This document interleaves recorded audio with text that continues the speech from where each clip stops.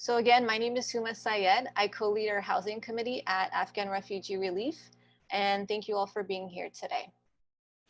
So today's agenda, I'll go over the objectives, the challenges we've seen with housing, and then I'll go into the properties to target, and then landlord outreach steps, which is kind of the heart of the presentation. And then at the end, we'll have a Q&A.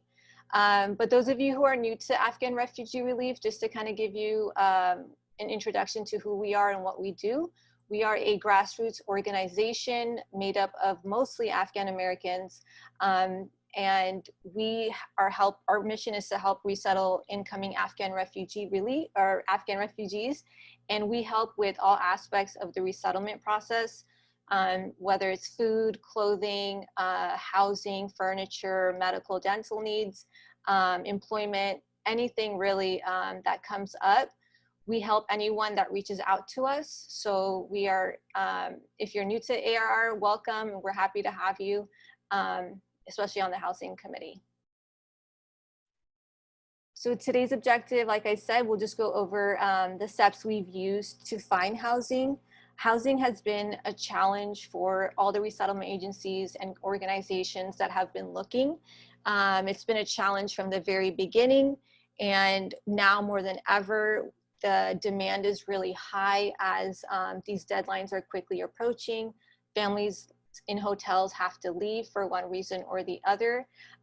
So we really need your help, and so we're hoping that this will help us find housing.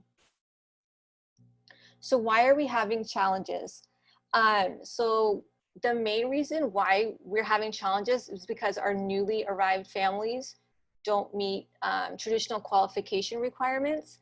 So they come here, they don't have credit, they don't have rental history, they're not employed, they're living in hotels. So we emphasize that, housing is needed for employment, but unfortunately, this is one of the main reasons why landlords won't rent to us, is because they're not employed. Another aspect is that, landlords, there's a lack of trust that rent will be paid. It is a financial risk because they don't have, they're not employed and they don't have this history. Landlords are very hesitant to take this risk on them. And we don't have co-signers or guarantors.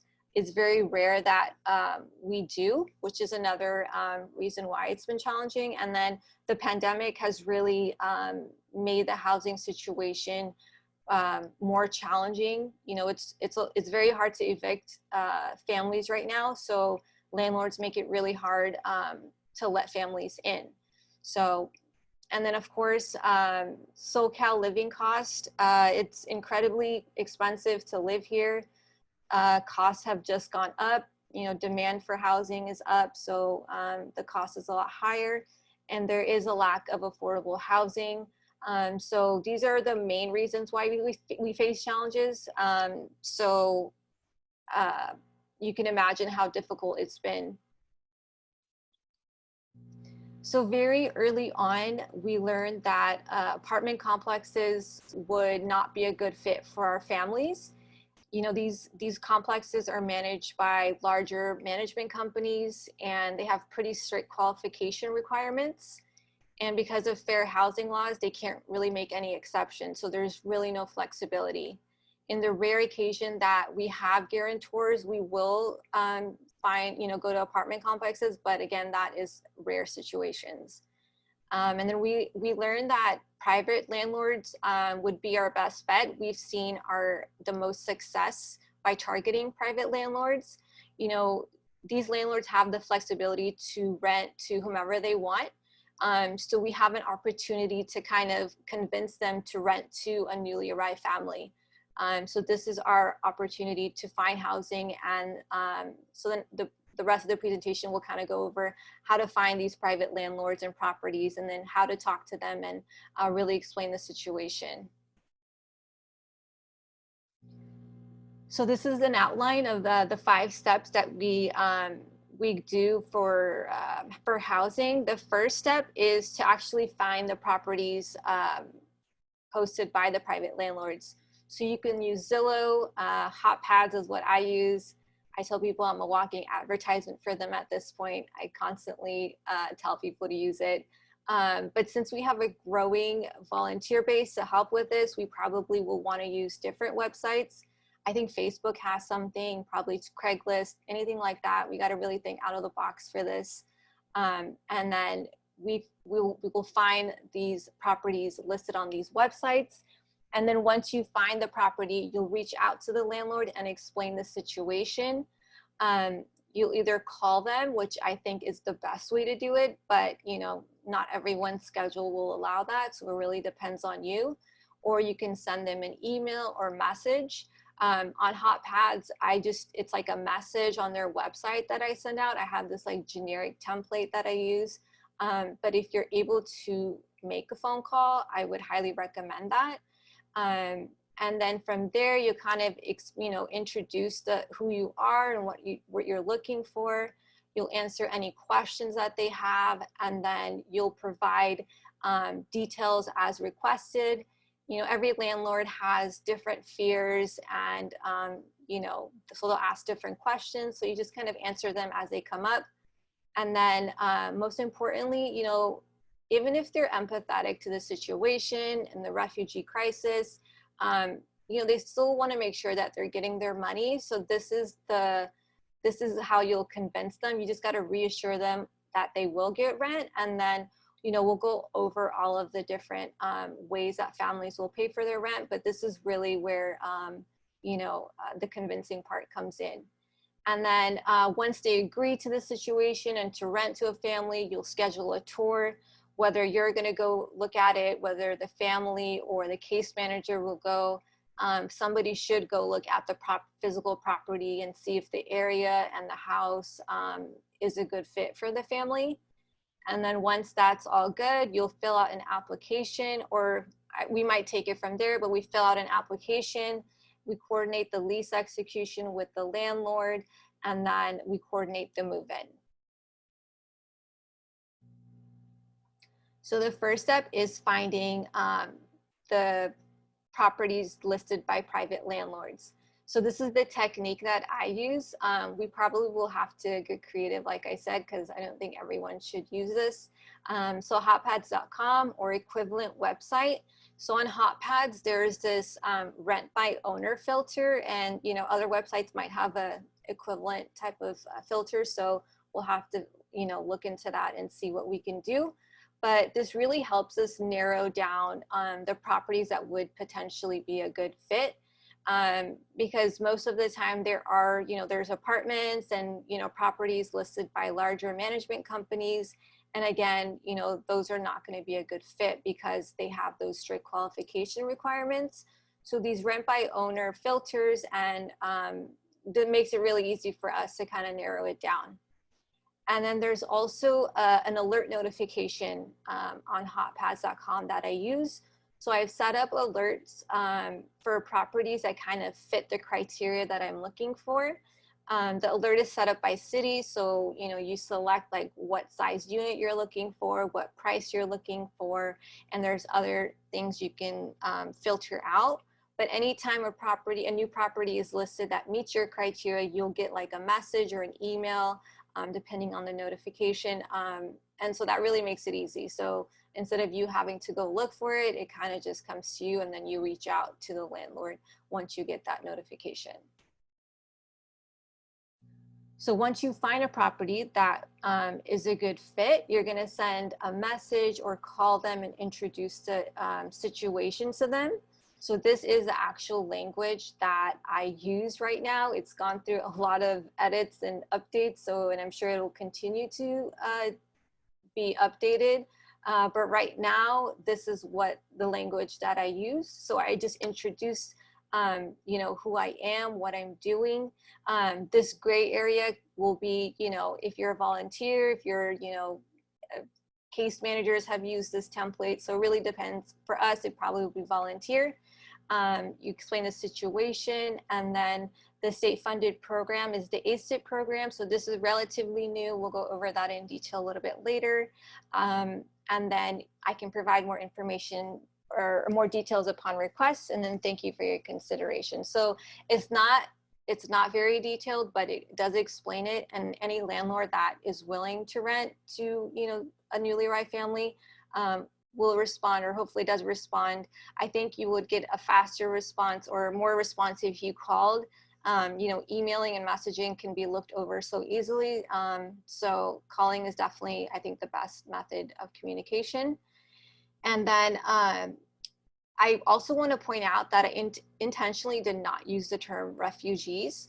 I think sometimes, you know, people freak out when they hear that word. There's certain connotations associated and negative connotations, unfortunately, but I intentionally did not use that word. And later on, if they're open to the idea, I feel like they wouldn't mind, you know, that word. But initially, I don't think it's in our best interest to use that term. So at this point, you know, you've reached out to the landlord and they said, you know, I'm interested, send me more information. That's the typical response that I get from landlords that are willing to rent to us, or open to the idea at least.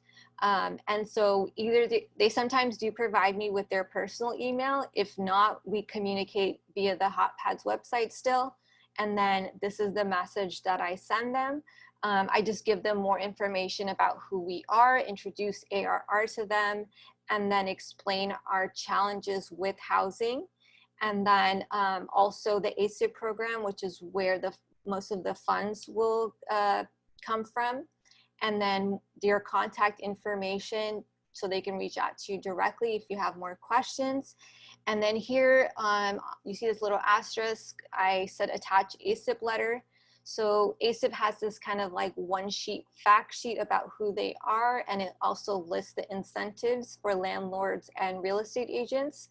So I also attached that letter at this point so they have it. And it, you know, and it kind of just, you know, kind of makes us more credible. And then the website also, they can reference it. So anything really to just reassure them that, you know, there is a program in place that they'll get their money. And the funds go directly to the landlord. So all these little things I think will make a difference.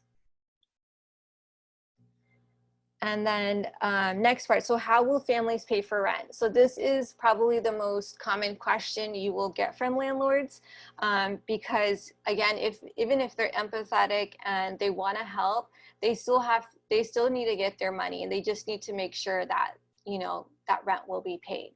So right now, the Afghan Support and Investment Program, or ASIP, is the main source of rental funds. So this is a housing stabilization program for those of you who are not familiar.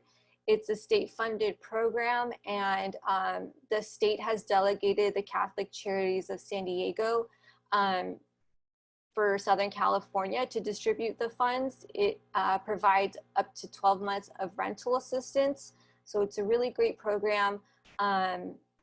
But it doesn't solve our problems because we still need properties, but we're hoping that this program really does, you know, convince landlords to rent to us.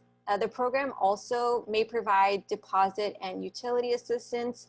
Sometimes the utility will come up with conversation with landlords, so the funds are available through this program as well. And then just a little bit more details about the program. So it is 12 months and it is a housing stabilization program. So the goal of the program is for the family to become self-sufficient.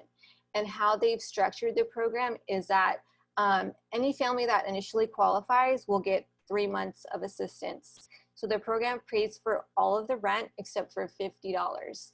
And then months 3 to 6, if the family continues to qualify, so if they're not considered stabilized at that point, if they're not self-sufficient, the assistance will continue. And then months 3 to 6, the ASIP program will pay for 25%, or no, 75% of the rent, and the family will pay 25% of the rent. And then at 6 months, if they're again not stabilized and not you know, self-sufficient, they will continue to get assistance, but at months 6 to 9, it's a 50-50% assistance, so 50% from the family, 50% from the program. And then at month 9, if they're again not stabilized, it will continue to 12 months, and then months 9 to 12, the family pays 75% and the program will pay for 25%. So they're really trying to make families self-sufficient. So it's not 100%, so, but just so you're familiar, that's how the program is structured at the moment. And then there are incentives. So there are incentives with the goal of, you know, with trying to get landlords to rent to us, and, you know, real estate agents to help us find housing. And then these are the incentives of the program. The payments go directly to the landlord. So we need to get a W-9 from the landlord. They can get a check or direct deposit, which is faster, but it's really up to them. And then the ASIP has also offered their support while the family is enrolled in their program. Their staff has been incredibly great and supportive. So we're really excited about that. And they offer themselves to the landlord as well. So landlords can directly contact Catholic Charities of San Diego if they have any issues or questions. Any questions about this? Not a question, Uma, but we might also mention that this is in addition to, or they are not, they can still get, or still do have their EBT and medical, and in many cases cash assistance. So this is in addition to that. Yes, great point, Jane. Thank you. So there are different ways that families will also pay. So ASIP is our main source of funds, but the next one is employment. So once families are housed, you know, our goal is to start employment, at least for head of household. So we support them in that. Some of them have jobs lined up. Some of them even are working while they're at the hotels, which is great. But, you know, we want to emphasize to the landlord that they need to get housed before they can get employed, but we will support them through that process. And then there's also a one-time resettlement grant that each family member receives. And we, you know, these funds, our goal is to use it towards, you know, move-in costs. So a family of 5 would get $6,000. Every single person gets this resettlement grant. So they have these funds, and then, like Jane said, they have cash aid, which is approximately $350 per adult. I think, I'm not too sure, but this is an approximate, so don't quote me.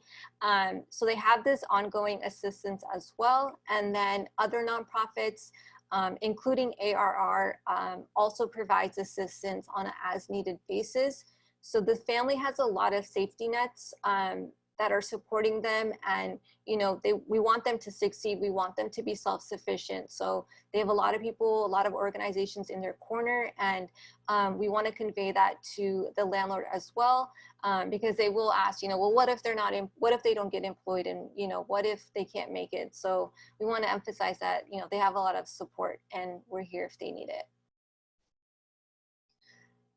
So frequently asked questions. So again, the main question you'll get is how they'll pay for rent. So ASIP, again, will provide up to 12 months of rental assistance. Nonprofits provide assistance on an as-needed basis. And then head of household will be employed once housed. And then next question, can the lease be under the organization's name? And we get this asked commonly because the financial responsibility falls on us if rent can't be made, but unfortunately we're unable to do that. And one of our goals is to build the tenant's credit and rental history. So a year from now, you know, if they're moving or they're trying to look for housing, they're not in the same boat. You know, they can go and they have a rental history of the past year. So we can't take that on. And then will payments be made from a personal check? So no, so ASIP will pay the landlord directly. I'm not sure about every single nonprofit organization, but I know in the past that some of them will also pay the landlords directly. So typically it's not from a personal check, or, you know, it'll be a money order if it's their own money. And then, are they legally here? Again, that term refugees has a negative connotation, and sometimes they think they're illegally here, they're undocumented, but we want to reassure them that they're all legally here, they have legal status here in this country, and they've gone through full background checks. And then some tips I've learned along the way. So don't be discouraged by rejection. You will get a lot of no's, and we understand that it's a unique situation, and that most landlords are not going to rent to us. And it's sometimes not because they don't want to. It's just that they can't assume the risk, and we understand that. But don't get discouraged. And then next up, check for properties daily. So this is important. I know daily is might be a big ask depending on your schedule, but regularly I think is a good alternative.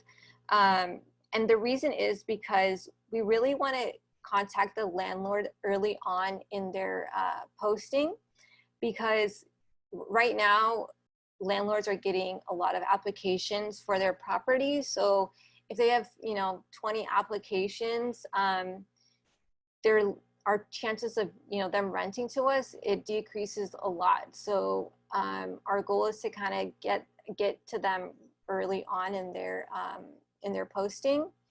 And then we also we acknowledge that this is a unique situation, and if there are other qualified potential tenants, it's just easier not to go with us, then that's just a hard reality. But if we contact them early enough and we explain the situation, reassure them, I think our chances would be a lot higher.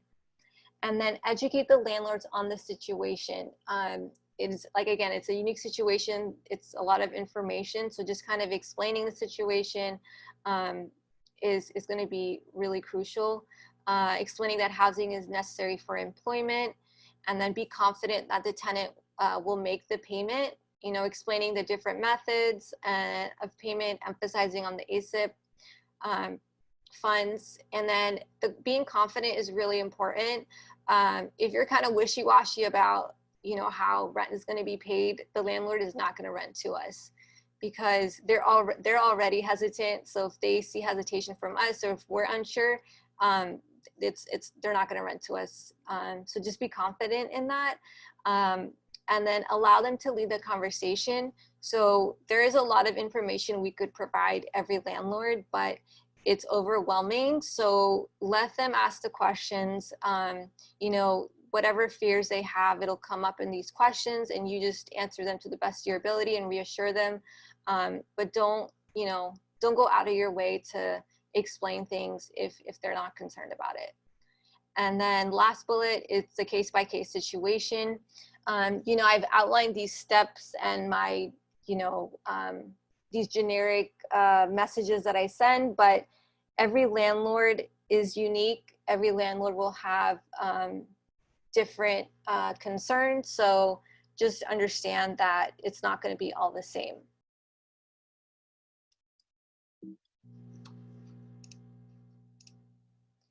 And then once you're able to convince a landlord, which is the hardest part, you're going to schedule a tour, and you'll provide the property details and the landlord contact information to whomever is able to visit the property, whether it's you or another volunteer, whether it's the actual family, or it's the case manager of the family.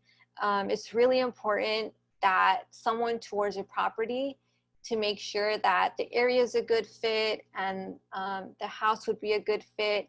We always try to see how far the property is from like the masjid or a halal market, just because our families don't have transportation, and we want to set them up for success. So these kind of details are important. Are they near volunteers that could support them? So those are also things to consider. If the family is unable to tour, take a video for them so at least they can see it, and at least that's the next best option. And then this is a sample text that I actually did send. So it's as much information as you can get from them. The rent amount, deposit, the size of the unit, the address, And then the occupancy limit is also important. You know, that's a common question. I know it wasn't on my slide, but they'll ask, well, how many people do you have in the family? And how I answer that is, you know, once I find a property, I kind of go back to our roster and see what family would be a good fit for that. So I ask them, you know, what they're comfortable with, and I tell them that, you know, I'll find a family of that size. So we're really trying to cater to the landlord, and that is one way that we'll do that. And then this specific landlord wanted a family with kids. They really wanted to help. So I just added that note as well. And the next part is filling out the application. So once we find a good match and the family agrees to move to there, we get the family details, email the application to the landlord, and then coordinate lease execution. The signed lease and the W-9 is needed for the ASIP fund. So whoever is, you know, submitting the ASIP application will give that those documents to them so they can include it in the application and the request fund. And then lastly, we'll coordinate our move-in, which is always really, really exciting for us. We provide, Mushkan John really takes the lead on our move-ins, but we give her as much information as possible, and she contacts families and gets a list of their needs, and then we coordinate furniture delivery from our warehouse. And then that's it for the presentation. So I will pause here and answer any questions you may have.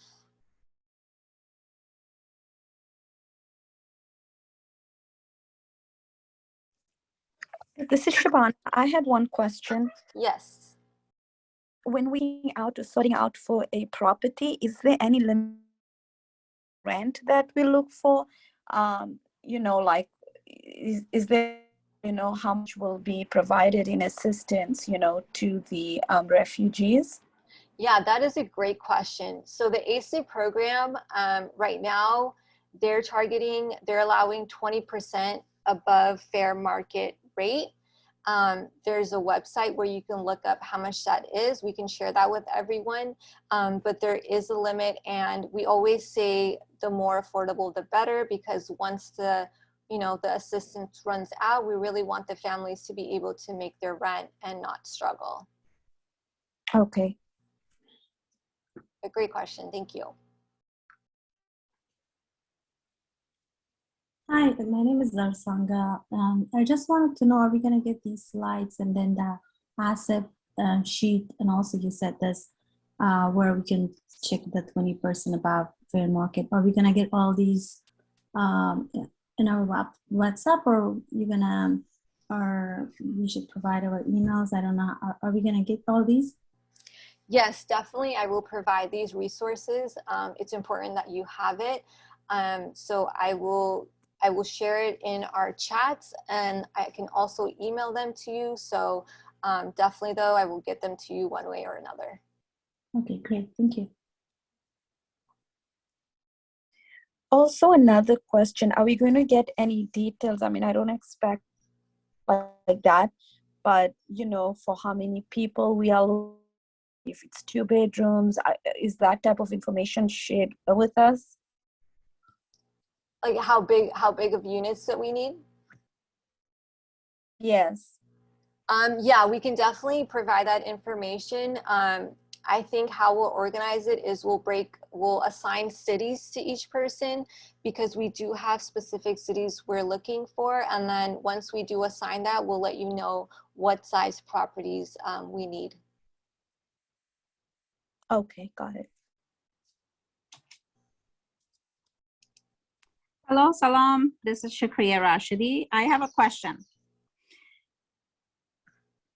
Yes, go ahead. So is there like a certain areas or certain cities that we should be looking at for these newly arrived families? Or how do we know the number of the families? And, you know, and then I also have some more questions if someone can, you know, somehow reach out